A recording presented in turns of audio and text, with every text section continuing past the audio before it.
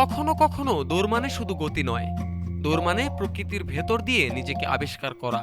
ভিয়েতনামের উত্তরাঞ্চলের মোচাও পাহাড়ে আবারও ফিরেছে ভিয়েতনাম ট্রেল ম্যারাথন, যেখানে হাজারো দৌড়বিদ ফুলে ভরা পাহাড়ি পথে অংশ নিয়েছেন এই আন্তর্জাতিক প্রতিযোগিতায়।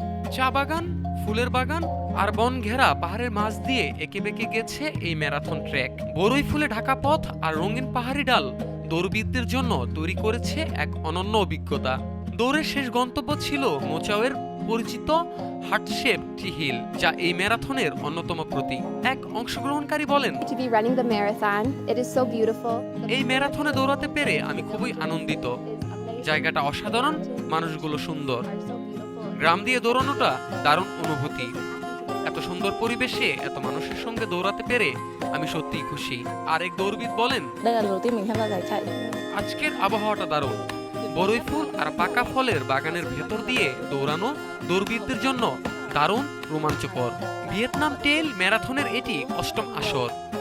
5 কিলোমিটার থেকে শুরু করে 70 কিলোমিটার পর্যন্ত বিভিন্ন ক্যাটাগরিতে প্রতিযোগিতা অনুষ্ঠিত হয়। বিশ্বের বিভিন্ন দেশ থেকে দৌড়বিদরা অংশ নিতে ছুটে আসেন মোচাওয়ের এই পাহাড়ি এলাকায়। 2018 সালে যাত্রা শুরু করা এই ম্যারাথন এখন ভিয়েতনামের অন্যতম বড় ট্রেল রানিং ইভেন্ট।